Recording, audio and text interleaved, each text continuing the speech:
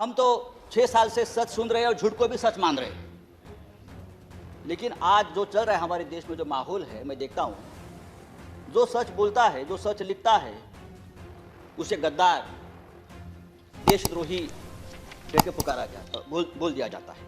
Sir, जो सरकार से सवाल पूछेगा उस पर देशद्रोही का मुकदमा ठोक दिया जाता है। कितने नाम है आपको बता सकता हूँ। हमारे सदन में संजय सिंह, जो हमारे सदस्य है संजय सिंह, उसके ऊपर देशद्रोह का मुकदमा है। राजदीप सरदेसाई, जाने माने पत्रकार, जिसको हमने सरकार ने पद्मश्री दिया है, पद्म पुरस्कार सम्मानित किया है, उसको हमने देशद्रोही बना दिया है। शशि थरूर, जो यूनाइटेड नेशन में हमारे देश के प्रतिनिधि थे, एमपी है, कैबिनेट में थे, उसको भी देशद्रोही का उसके ऊपर मुकदमा ठोक दिया है।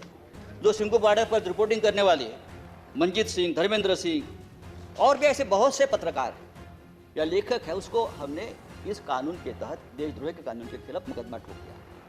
मुझे लगता है कि हमारे कानून के किताब में से सब आईपीसी धाराएं खत्म कर दी और सब देशद्रोही की धारा एक वही रख दी है।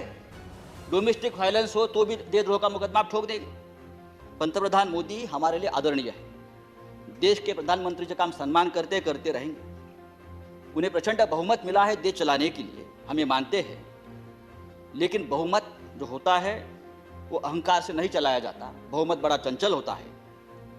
हमारे मराठी के एक संत है तुकाराम, संत तुकाराम, उसने कहा है, निंदकाचे घर असावे शेजारी। उसका मतलब है जो आपका निंदक है, जो आपके ऊपर क्रिटिसाइज करता है, आपको आईना दिखाता है, वो आपके आसपास रहना चाहिए, उसका घर आपके बगल में रहे।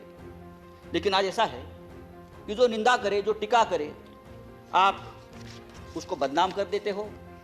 जैसे किसान आंदोलन, जिस तरह से इस किसान आंदोलन को भी बदनाम करने की कोशिश या साजिश चल रही है, मुझे लगता है देश के प्रतिष्ठा के लिए ठीक नहीं है, किसानों के लिए ठीक नहीं है, हम सब के लिए ठीक नहीं है। 26 जनवरी लाल किले पर तिरंगे का अपमान हुआ, उससे हमारे प्रधानमंत्री बहुत दुखी हो गए, पूरा देश दुखी हो गया।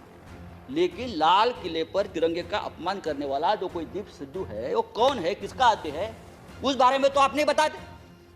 वो किसका आदमी है, उसको किसने ताकत दी है, ये सिद्धू अब तक पकड़ा नहीं गया। लेकिन 200 से ज्यादा किसान इस प्रकरण में तिहाड़ जेल में बंद है और उनके ऊपर देशद्रोह का मुकदमा चल रहा है। 100 से ज्यादा आंदोलक जो युवा है वो लापता है, वो कहाँ है, पुलिस ने उसका क्या किया, उसका एनकाउंटर किया है, क्या क्या मार दिया, वो पता नहीं है। तो ये जो है ये देशद्रोही है, अपने हक के लिए लड़ते हैं। लेकिन देश प्रेमी कौन है हमारे देश में? अर्नब गोस्वामी, जिसके वजह से एक निरपराध व्यक्ति महाराष्ट्र में जिसने आत्महत्या की। कंगना रनावत, ये देश प्रेमी है।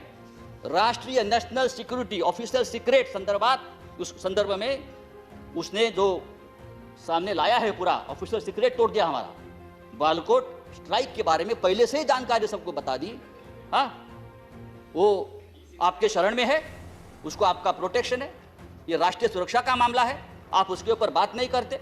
और यही आदमी, यह अर्नब गोस्वामी, जो हमारे मंत्री बैठे हैं वहाँ, प्रकाश जावड़ेकर जी, हम उसका आदर करते हैं, हमारे महाराष्ट्र से, क्या लिखा उसके बारे में, प्रकाश जी के बारे में, जो उसने पूरा जो आप संभाषण, जो डायलॉग आया है ना, तो एक कैबिनेट को भी ये ठीक नहीं है, हमारी सरकार को ठीक नहीं। एक मंत्री के बारे में एक टीवी एंकर जिस भाषा का इस्तेमाल कर, अरे हम छोड़ा, हम राजनीति में, हमारे बारे में आप कुछ भी बोलो, हम सहन लेंगे।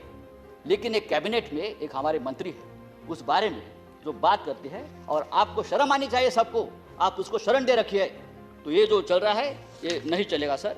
राष्ट्रपति जी ने अपने संबोधन में कहा है, भारत जब जब एकजुट हुआ है तब तब उसने असंभव से लगने वाले लक्ष्यों को प्राप्त किया है, एकजुटता की बात की है।